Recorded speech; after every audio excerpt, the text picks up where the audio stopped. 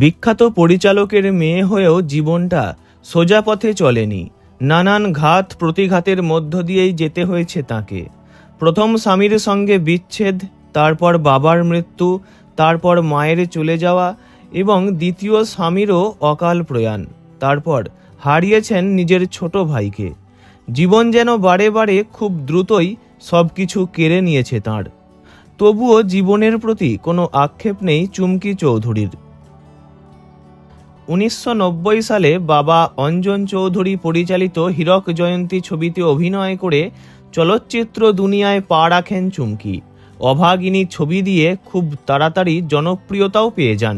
এরপর ইন্দ্রজিৎ, শ্রদ্ধাঞ্জলি, মায়া মমতা, গীত সঙ্গীত, আব্বাজান, মেজ বউ, নাচ নাগিনী, নাচ রে, সেজ বউ ইত্যাদি একের পর এক ছবিতে নায়িকা হয়ে দাপিয়ে বেরিয়েছেন।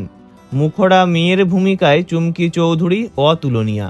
অভিনয় জগতে এসেই প্রডিউসার দেবেশ ঘোষের ছেলে লোকেশ ঘোষের সঙ্গে তাঁর আলাপ ও প্রেম। দুজনে একসঙ্গে অনেকগুলি বাংলা ছবিতে অভিনয়ও করেছিলেন। কয়েক বছর প্রেম করার পর বাবা অঞ্জন চৌধুরীর অনুমতিতেই চুমকি ও লোকেশের বিয়ে হয়। কিন্তু তাঁদের দাম্পত্য জীবন সুখের হয়নি। একসময় চুমকি ও লোকেশের বিবাহ বিচ্ছেদ ঘটে। বিচ্ছেদের পর চুমকি ও লোকেশ দুজনেই পর্দা থেকে ক্রমশ হারিয়ে যান। অভিনয় ছেড়ে পরবর্তীকালে চুমকি চৌধুরী যাত্রা, স্টেজ শো ইত্যাদি করেছেন। 2007-এ বাবা অঞ্জন চৌধুরীর প্রয়াণে মানসিকভাবে বিধ্বস্ত হয়ে পড়েছিলেন চুমকি চৌধুরী। সে বছরই দ্বিতীয়বার বিয়ে করার সিদ্ধান্ত নেন।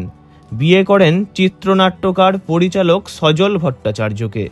সজলবাবু নাটকেও অভিনয় করেছেন। সজল চুমকির পরিচয় যদিও অনেক আগে থেকেই। প্রথম বিবাহিত জীবনে অসুখী চুমকি চৌধুরী সজলবাবুর সঙ্গে সংসার করে সুখী হয়েছিলেন। স্বামী ছিলেন নিপাট ভদ্রলোক। চুমকি চৌধুরীর বিপদের দিনে বারে বারে ঢাল হয়ে দাঁড়িয়েছেন তিনি। সজলবাবু ভালো লেখক হওয়ার সাথে অসম্ভব সুন্দর কণ্ঠের অধিকারী ছিলেন। অমিতাভ বচ্চনের সাথে 2015-এ পিকু ছবিতে অভিনয় করেছেন সজল ভট্টাচার্য। তবে 2021 সালে হৃদরোগে আক্রান্ত হয়ে তিনি প্রয়াত হন। ভেঙে যায় চুমকি চৌধুরীর সুখের সংসার। 2023 সালের জানুয়ারি মাসে ভাই পরিচালক সন্দীপ চৌধুরীকেও হারান তিনি। সকলকে হারিয়ে বর্তমানে একাকী নিঃসঙ্গ জীবন কাটাচ্ছেন চুমকি চৌধুরী।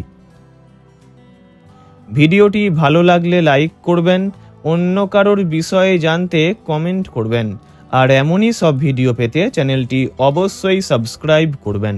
ধন্যবাদ।